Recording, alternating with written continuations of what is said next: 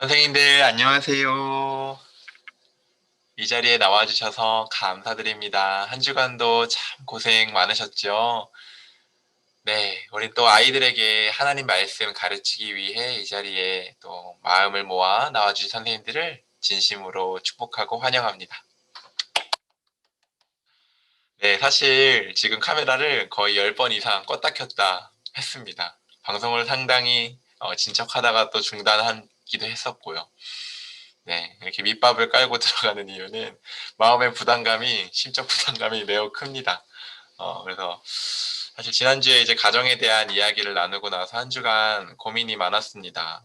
어떻게 하나님의 말씀을 아이들에게 전해야 하나, 그리고 이 내용을 아이들에게 지혜롭게 또 아이들의 영혼을 살리는 것은 어떤 방향일까에 대한 고민이 많았는데 고민이 해결되었으면 오늘 지금 웃고 있지만 완전한 웃음은 아닙니다.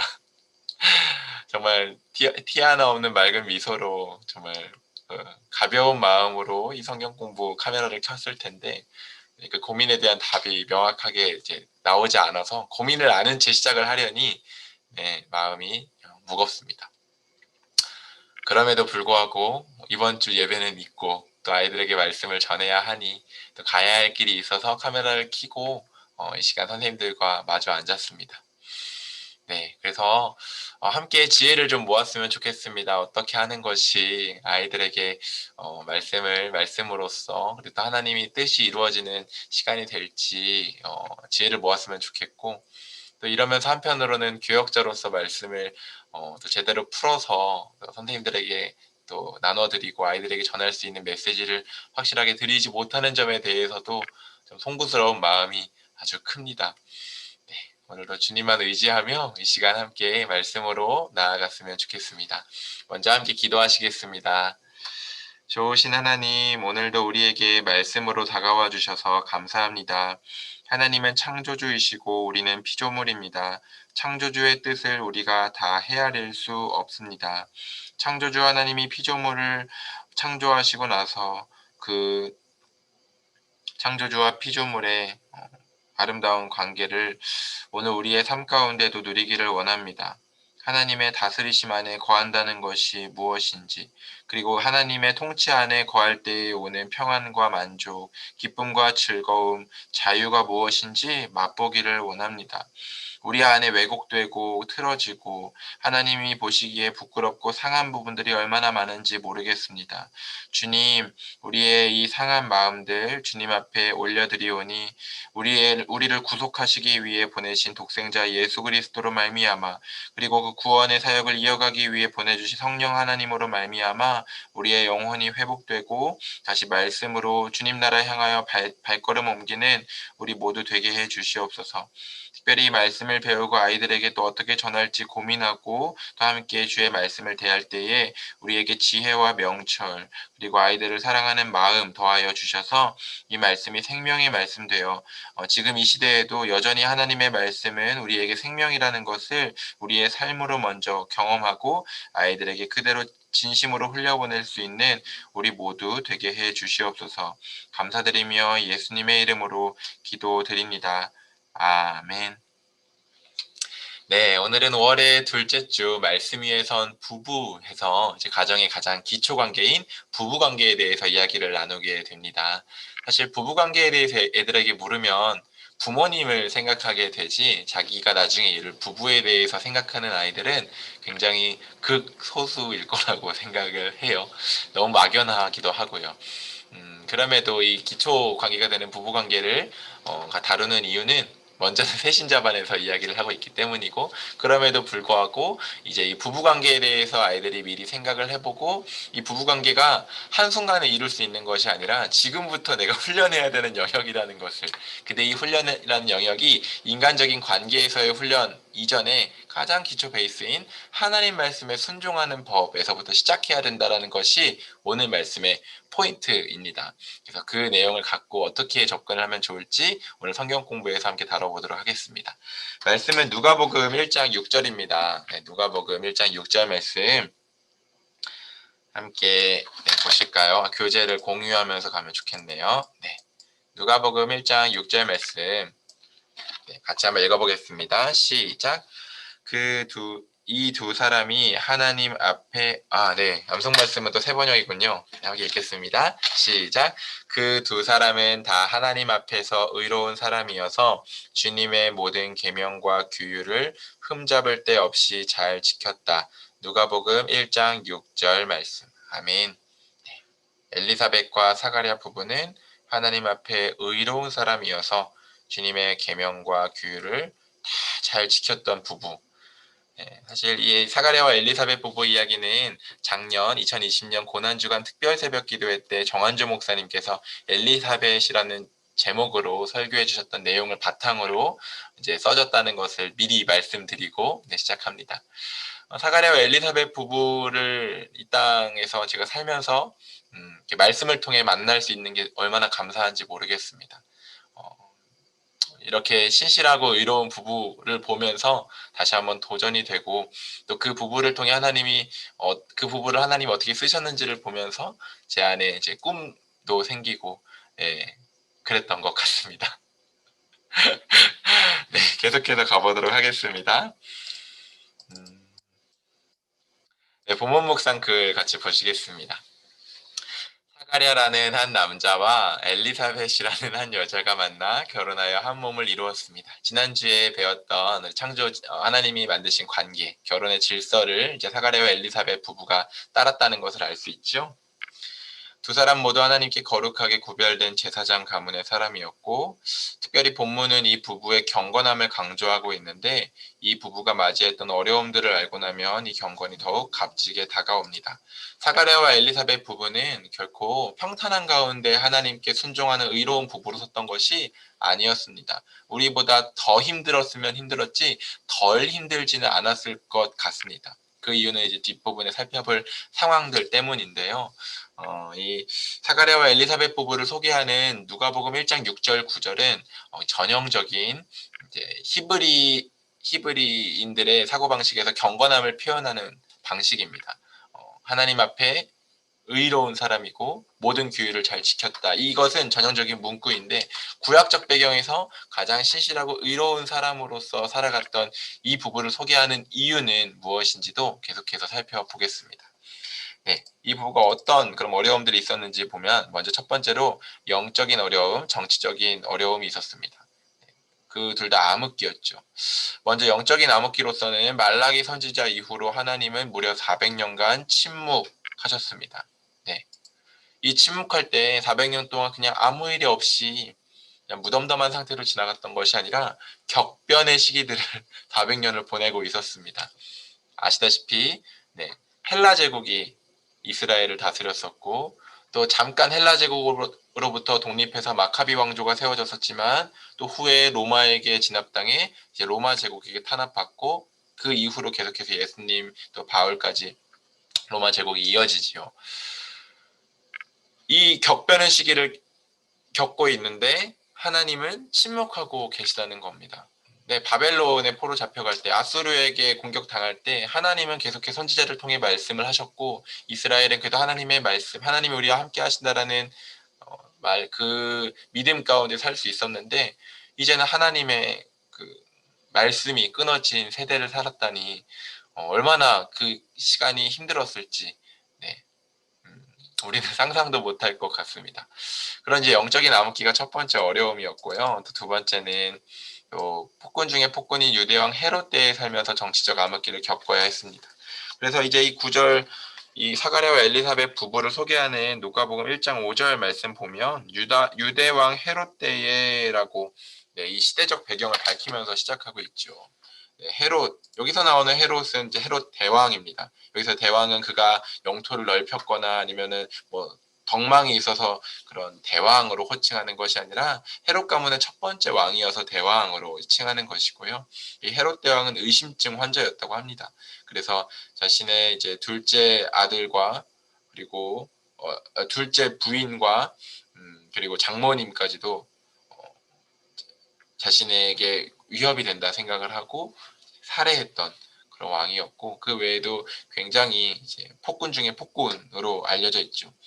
그 시대 가운데 그 왕이 다스리는 시대 가운데 백성으로서 살고 있었으니 사가랴와 엘리사벳 부부가 얼마나 고통이 가중되었었을까요?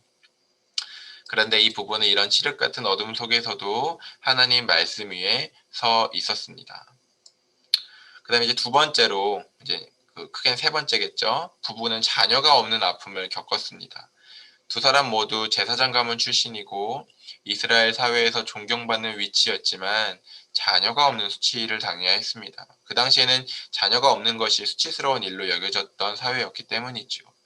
사실 이 부부가 결혼했을 때에는 얼마나 자녀를 갈망했었겠습니까? 그리고 하나님 앞에 흠없이 또 의로운 사람으로 성경에 기록될 만큼 규율을 다 지키며 살았는데도 불구하고 하나님 앞에 또 자녀가 없는 삶을 살아가야 하는 게 얼마나 고통이 되었을까요?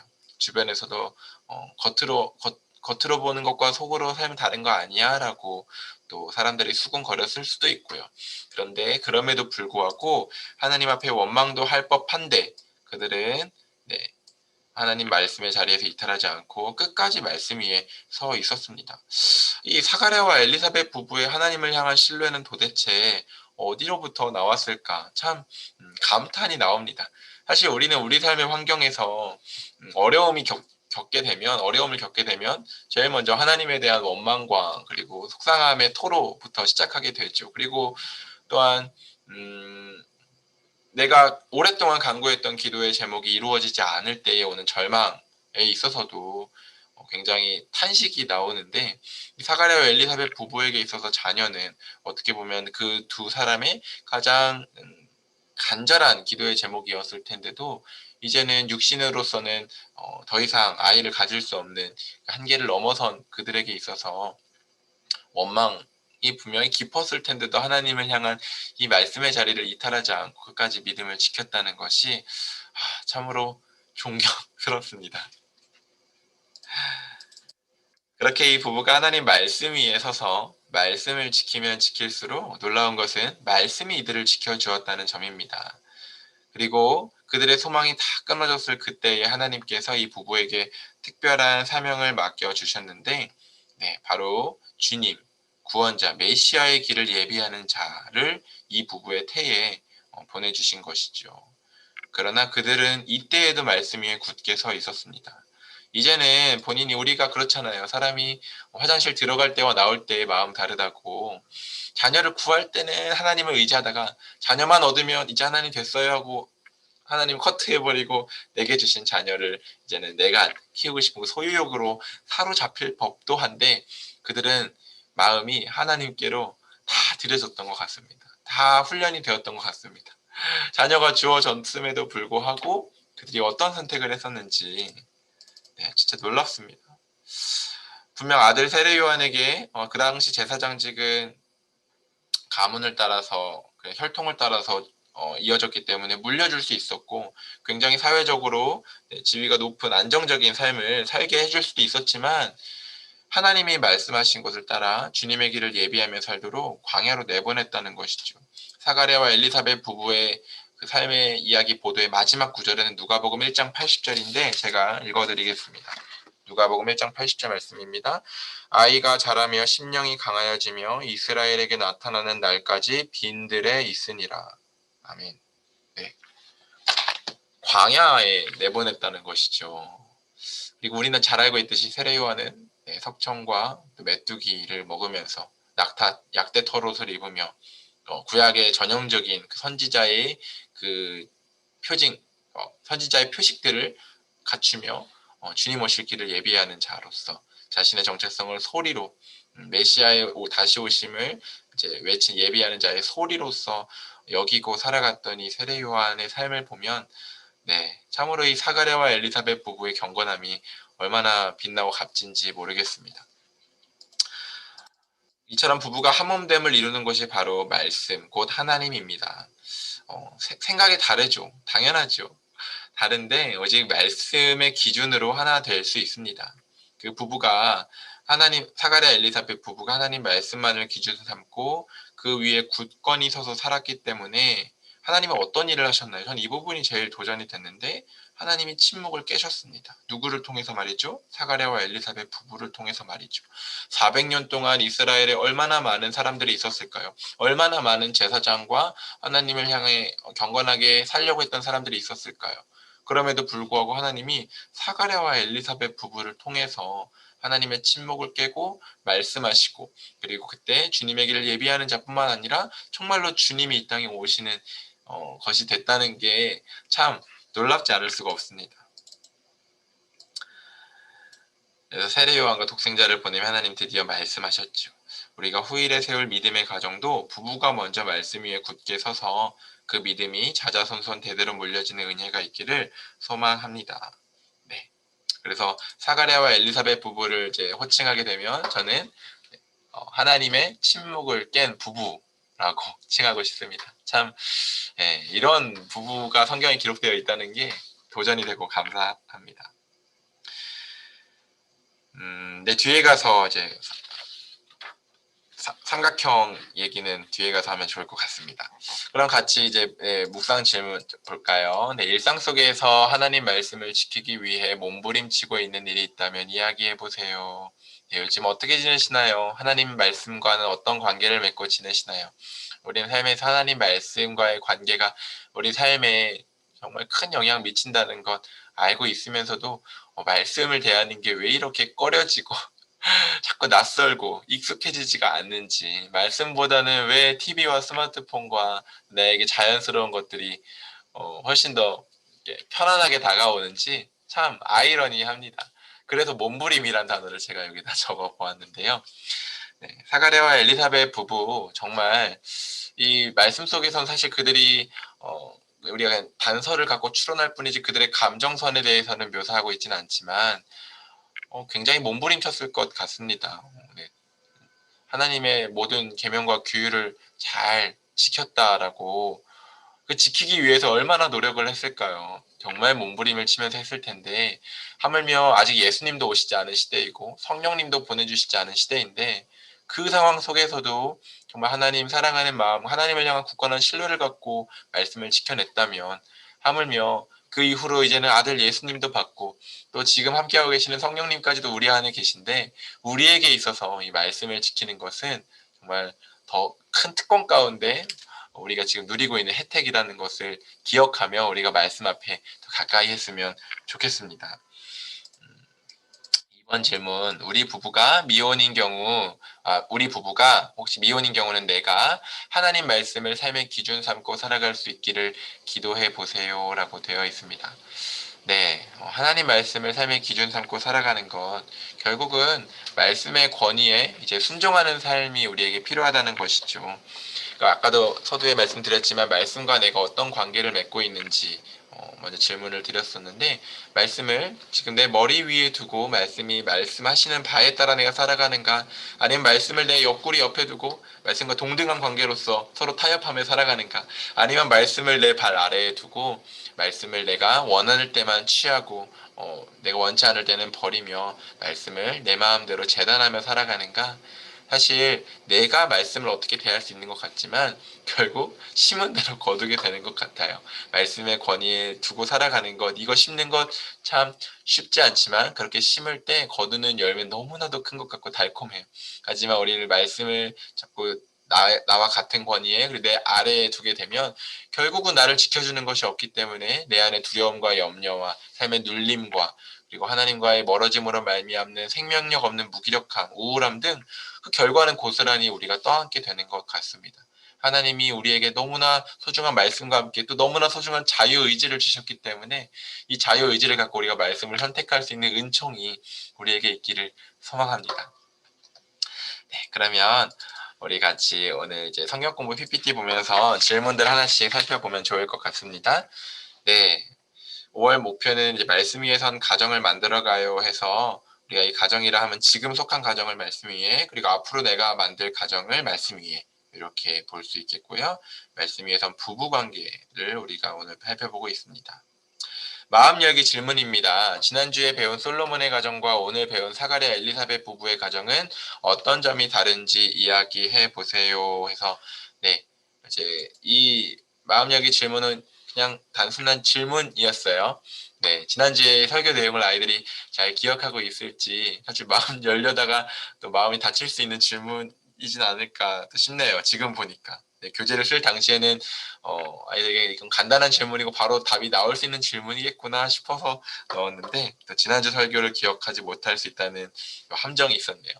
네. 솔로몬의 가정은 이제 나눴지만 한 남자 한 여자가 아닌 한 남자와 1000명의 여자가 만났던 하나님의 가정 질서를 벗어났던 가정이었고, 오늘 이 사가랴와 엘리사벳 부부는 한 남자와 한 여자가 만나서 이룬 가정의 모습이었죠. 이 차이점이 나타낸 결과도 달랐는데, 솔로몬의 가정의 경우에는 솔로몬은 개인적으로도 아름다운 가정, 바른 가정을 세우지 못했었죠.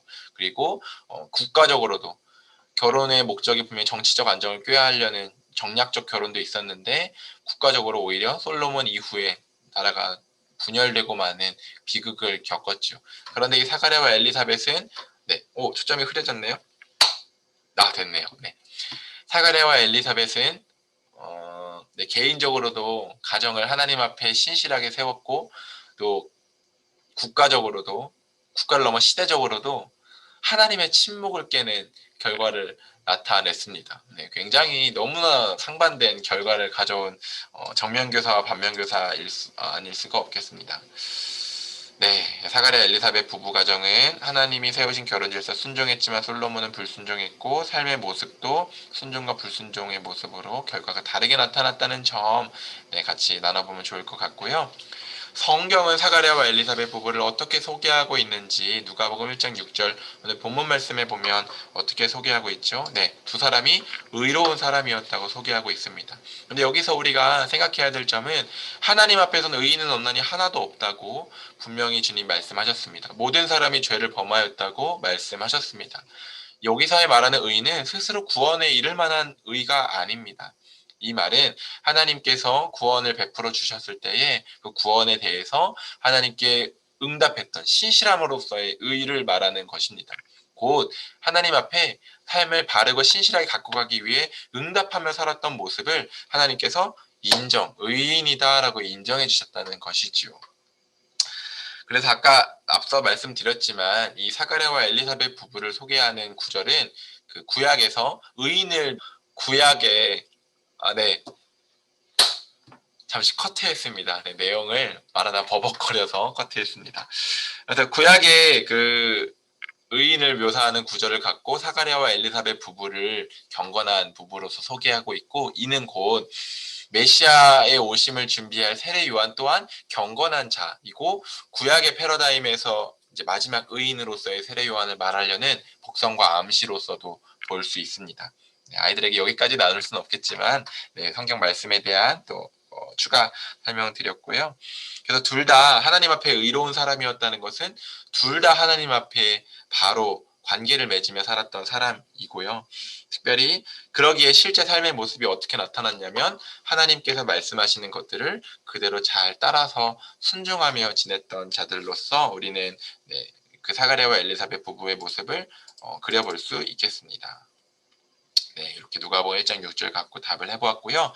이번 질문, 어떤 어려움이 있었는지 이야기해보세요 라고 되어 있는데 크게 세 가지 말씀드렸죠. 첫 번째는 영적, 두 번째는 정치적, 세 번째는 개인적 어려움들.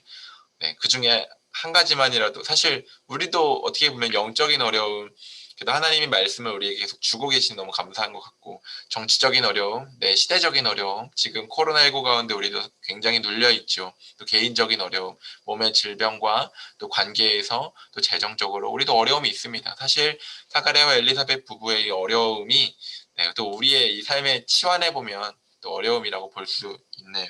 그런데 이 어려움을 딛고서도 하나님 앞에 그 신실함을 잃지 않았던 그 사가랴와 엘리사벳 부부를 우리는 오늘 말씀에서 만나보았습니다. 그래서 하나님께서 이 부부에게 자녀 세례 요한을 주셨죠. 그때 세례 요한을 제사장으로 키울 수 있었지만 하나님 말씀에 순종해서 광야로 내보냈다는 점. 사실 이 부분이 제일 어려운 순종이었을 것 같아요.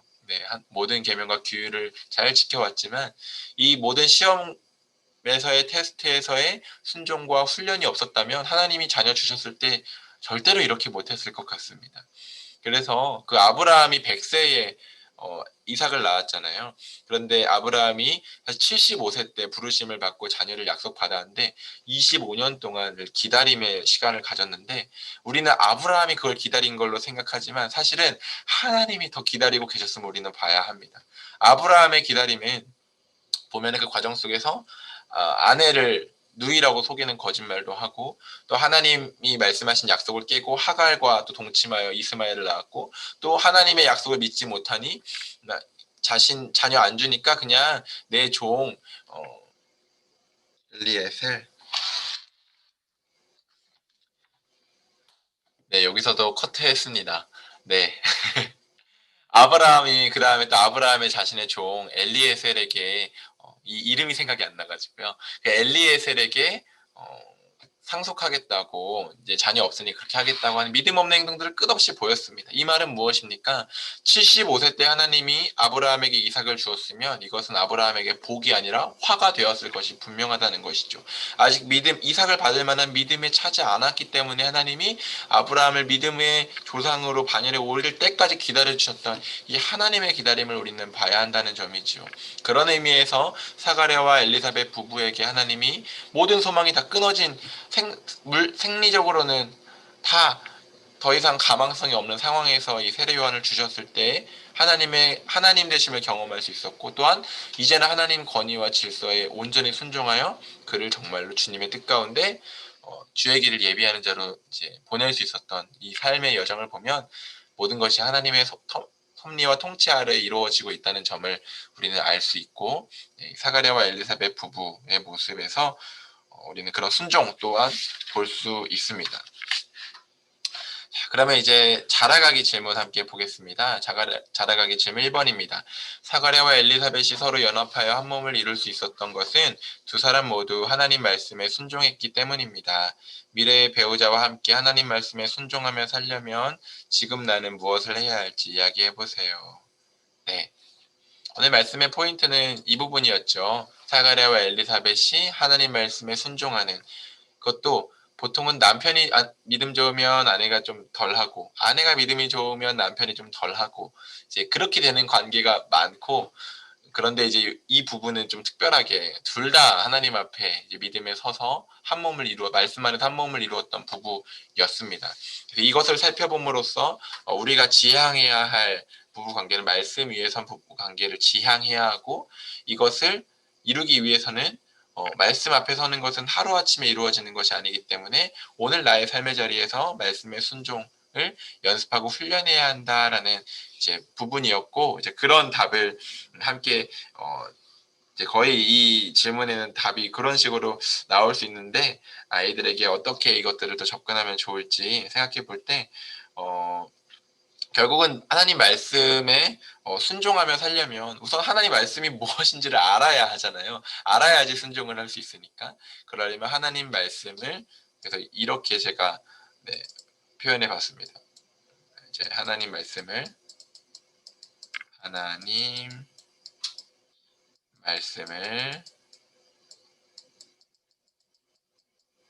초성이죠. 이렇게. 뭘까요, 이게? 하나님 말씀을 먼저는 듣기가 되겠죠. 그리고 또 다르게 표현을 하면은 담기가 되겠죠. 네. 하나님 말씀을 먼저 나에게 듣고 담는 것입니다. 그래서 하나님 말씀이 뭔지를 알아야 그 다음에 하나님 말씀을 또 들을 수 있는 것. 처음엔 청각적인 마음으로 듣는 것이라면 그 다음에 듣기는 순종의 의미로서의 듣기. 그래서 이걸 설교 시간에 얘기하려고 하는데요. 그래서 지금 내가 하나님 말씀을 듣는 시간이 있는지부터 먼저 점검하는 것이 우리 삶에 필요할 것 같습니다. 그래서 예배 시간에 말씀 듣는 거 너무나 중요한데 매일의 일용할 양식을 우리는 육체적 양식도 필요하듯이 우리 영의 양식 필요하다는 거 우리 너무나 잘 알고 있지 않습니까? 그 매일의 하나님 주시는 만나를 우리가 말씀으로 먹으며 듣고 그것을 순종하는 걸 매일의 삶으로 엮어갈 때 우리의 지금의 삶뿐만 아니라 이 심는 모든 것들이 후일에 내가 이루게 될 가정에서도 풍성한 열매를 거두게 된다는 점을 함께 아이들과 나누었으면 좋겠습니다. 네, 그래서 순종하는 건 하루아침에 되지 않기 때문에 반복 훈련 필요하고 지금부터 하나님 말씀에 순종하는 삶 연습하는 것 이렇게 적어보았고요. 두 번째는 사가랴와 엘리사벳 부부가 큰 어려움 속에서도 하나님 말씀에 떠나지 않고 굳게 서 있을 수 있었던 이유는 끝까지 하나님을 신뢰했기 때문입니다. 나는 주로 언제 하나님에 대한 신뢰를 잃어버리는지 생각해보고 끝까지 하나님을 신뢰하기 위해서는 어떻게 해야 할지 이야기해 보세요 라고 되어 있습니다. 사실 이 질문을 대하면서 좀 많이 어려웠어요. 하나님을 신뢰하는 것 머리로는 아는데 잘 되지가 않는 부분, 돌덩어리 같은 믿음이 내 안에 없는 그것을 참 이제 애통해하는 이제 시간이었습니다. 사실 생각해보면은 하나님에 대한 신뢰 잃어버리는 점, 아까 앞서 말씀드렸지만 내 상황이 좋아지지 않을 때, 그리고 그쵸, 보통은 그렇죠, 내 삶에 일어나는 일을 통해서 하나님과의 관계를 우리는 대하니까. 생각해보면은 관계라는 것은 양과 질에 비례합니다. 양이라 하면 함께하는 시간이고 그 시간의 양, 그리고 질이라 하면 그 함께하는 시간에 있어서 어떤 경험과 그 사람에 대해 어떻게 알아가는지를 말하는 것이죠. 그래서 아무리 함께하는 시간이 많고 물리적으로 함께하고 있어도 이 사람과 정말 인격적인 교제와 사귐이 없다면 이 사람에 대해서는 내가 관계가 쌓인다고 볼 수가 없죠. 그러나 함께하는 시간 가운데에서 양을 일단은 이 함께한 시간이 있어야 서로 알 수가 있으니까 이 양을 확보함과 동시에 질까지 같이 확보하면 관계가 깊어진다고 할 수 있는데, 우리가 하나님과 관계에서 이 두 가지가 필요한 것 같습니다. 매일 하나님을 알아가기 위한 양의 시간, 말씀으로 교제, 하나님 말씀으로 내가 만나는 시간을 확보하고 그 시간 가운데서 하나님이 어떤 분이신지를 내가 경험하고, 그리고 그걸 통해 내 삶에서 적용하는 부분들, 그리고 하나님을 경험하는 부분들, 그것들이 우리와 하나님 사이의 관계를 풍성하고 깊게 해주는 부분이 될 거라고 생각하는데, 저는 그렇게 하려고 몸부림을 치고 치는데 사실 어려운 부분인 것 같습니다. 그럼에도 불구하고 몸부림을 아예 치지 않았던 때와 치고 있는 지금은 정말 많이 다르다고 이야기를 드릴 수 있는데요. 그래서 이 질문 앞에서 저는 이런 대답이 떠오르더라고요. 저는 기도를 합니다. 그리고 믿음이 없는 하나님을 온전히 신뢰하지 못하는 저를 긍휼히 여겨달라는 제 긍휼의 기도에 대해서 이야기를 했고, 그러면서 떠올랐던 말씀은 겨자씨 하나만한 믿음이 있어도 이 산더러 저 바다에 빠지라 하면 그렇게 될 것이라고 예수님 말씀하셨던 이야기가 떠오르며, 하물며 우리에게 믿음이 얼마나 없으면 겨자씨 하나만한 그 자그마한 믿음, 하나님을 그만큼만 믿어도 이 산더러 유대인들의 사고 속에 사는 문제를 뜻하기도 했다고 합니다. 그 산 같은 문제가 해결될 것인데 라는 이제 주님의 말씀이었죠. 그래서 우리 안에 하나님과의 관계를 위한 양과 질을 확보하는 부분을 우리가 삶에서 힘써 해야 될 거라 생각을 하고, 그런 의미에서 이제 열매 맺기 질문이 있는데, 네, 제가 이렇게 적어놨네요. 하나님, 내가 힘들어질 때 하나님에 대한 신뢰를 잃어버리죠. 힘들고 아픈데 왜 이런 상황 허락하신지 원망 생깁니다. 어려움 속에서도 사가랴와 엘리사벳 부부처럼 신뢰하려면 우선은 경험이 있어야 되고 하나님을 아는 것이 있어야 될 것 같고, 이를 통해 말씀을 가까이 하는 삶, 양이죠. 말씀을 순종하면 경험하는 삶, 질이죠. 그래서 하나님과의 관계 가운데 양과 질을 확보하는 것이 필요할 것 같습니다. 네, 열매 맺기입니다. 가장 행복한 부부는 말씀 안에서 한몸 이룬 부부입니다. 미래에 이런 가정을 이루기 위해 순종 일기를 쓰며 지금부터 하나님 말씀에 순종하는 연습을 해보아요 라고 되어 있는데요. 네, 우리가 순종 의식하지 않으면 사실 하지 않죠. 네, 물론 무의식적으로 우리 안에 양심이 작동하면서 하나님 말씀을 우리가 양심에 이제 새겼기 때문에 발동하기도 하지만, 우리가 말씀을 가까이 하고 하나님 말씀을 대하는 시간 없이는 우리가 순종까지 나아가는 것은 매우 힘듭니다. 그래서 이번 한 주 우리가 하나님 말씀에 순종하는 이 훈련의 연습을, 하나님 말씀에 순종하는 이 훈련을 같이 함께 해보자는 도전을 아이들과 함께 했으면 좋겠고요. 이를 통해서 하나님이 침묵을 깨시는 부부가 결국 말씀에 순종하는 부부를 통해 하나님이 일하셨다는 것, 하나님께 쓰임받는 의미 있고 가치 있는 삶을 살기 위해 우리가 하나님이 쓰시기 좋은 또 그런 사람이 되기 위해선 말씀에 순종하는 연습이 필요하다는 점 함께 강조하고, 또 아이들과 도전해보고 우리도 함께 실천해봤으면 좋겠습니다. 그래서 이렇게 열매 맺기까지 같이 진행하고 다음 주에 열매 맺기 내용 어떻게 아이들이 또 순종일기 써보았는지 나누어 보아도 좋을 것 같습니다. 네, 오늘 이렇게 해서 오늘 이제 말씀 위에 선 부부에 대해서 이야기를 나누었습니다. 가족관계 아직도 너무나 소중하고 중요하다라는 것은 알겠는데 명료하게 어떻게 이 현대사회에 적용해서 아이들에게 가르쳐야 할지 방향성이 제 안에서 이렇게 확고하게 들지가 않아서 저는 제가 얼마나 확신을 중요하게 여기고 살았던 사람인지를 깨닫고 있는 이번 한 주였습니다. 그럼에도 불구하고 제가 좀 많이 와닿았던 내용을 조금 나누면 우선은 하나님께서 가정이라는 질서를 통해서 관계를 주셨는데 왜 이렇게 주셨을까에 대한 일단 질문이 들었고 생각하고 여러 자료들을 읽었을 때에 친밀감의 부분이 좀 많이 와닿았고 안정감의 부분도 많이 와닿았습니다.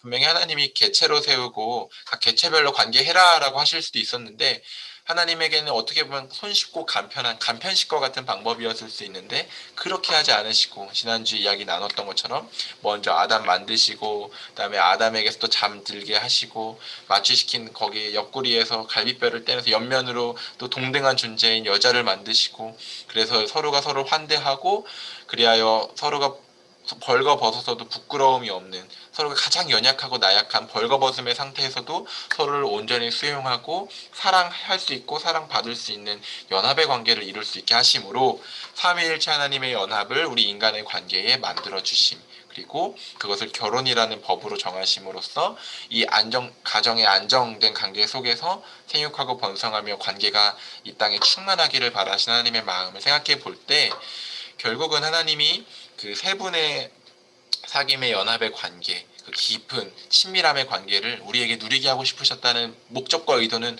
분명하다는 것. 그 한 가지와 그리고 그것이 안정적으로 우리가 소속되고 싶고 안정감을 갖고 싶고 친밀하고 싶은 욕구가 우리 안에 있는데 그것이 이루어질 수 있는 질서로서 하나님이 가정을 주셨다는 점에 있어서는 제가 많이 동의가 됐고 또 이제 그것은 가정의 본질인 것 같습니다. 그래서 친밀감과 그리고 안정감과 소속감에 대한 욕구들을 채울 수 있는 곳으로서의 가정 부분은 많이 동의가 됐고 그 가정 형태가 지금 많이 변화되고 정말 급속화되면서 가정 형태가 변화되는 이 현상이 되게 급속화되고 있다는 이제 자료들도 많이 읽으면서 이 다양한 형태일 수 있지만 그 형태 가운데에서 하나님이 주셨던 원형에 대한 마음은 우리에게 늘 있으니까 그 원형에 대한 부분들에 대해서는 배우고 또 현대 사회에서의 다양한 가치들 속에서 본질 그 가족 간에 이루어져야 될 친밀감, 소속감, 안정감을 같이 가족들이 함께 이루어 가야 한다라는 오늘 세 부분을 커트했네요. 네, 커트했습니다. 네, 말이 길어지고 있어서 그러면은 이 정도 이야기 나누고 오늘은 성경 공부를 마무리하면 좋겠습니다. 오늘 또 성경 공부 같이 나누면서 궁금하셨던 점들 또 선생님들이 또 주님이 주신 인사이트 통찰력이 있으셨다면 카톡방도 좋고 또 교사 경건회 때도 좋고 언제든지 나누어 주셨으면 좋겠습니다. 네, 그러면 같이 기도하고 오늘 성경 공부 마치도록 하겠습니다. 하나님, 오늘도 우리에게 말씀에 순종하는 것이 참으로 복되고 즐거운 길임을 가르쳐 주셔서 감사합니다. 말씀에서 벗어나고 싶어 하는 우리의 마음이 하루에도 수번, 수십 번, 수백 번이 들지만 그럼에도 불구하고 주님은 끝없이 우리를 말씀으로 불러주십니다. 그 이유는 말씀에 생명이 있기 때문입니다. 생명력 있는 삶으로 풍성하게 열매 맺으며 살기를 바라시는 주님, 우리의 행복을 바라시는 주님, 우리가 주님의 이 초청 앞에 거룩한 초청 앞에 거부하지 않고 말씀을 정말 주님의 진심으로 받아들이고 그리하여 우리의 삶에 말씀이 맺는 열매들이 풍성하게 맺어져 가게 하여 주시옵소서. 우리 소년부 아이들이 지금 이루고 있는 가정 가운데에서 먼저 말씀에 순종함으로 하나님 말씀이 말씀하시는 바를 따라 살게 하셔서 가정 안에서도 하나님의 원하시는 뜻을 이루게 하시고 또 후에 그 아이들이 세우게 될 가정 가운데에도 하나님 말씀에 순종하는 훈련이 되어 하나님의 뜻을 온전히 이루는 그런 귀한 공동체에 세울 수 있도록 도와주시옵소서. 오늘도 우리에게 말씀으로 다가와 주시고 우리를 회복시켜 주신 주님께 감사드리며 예수님의 이름으로 기도드립니다. 아멘. 선생님들 감사합니다. 저희 그러면 주일에 교사 경건회 때 뵙도록 하겠습니다. 샬롬. 평안하세요.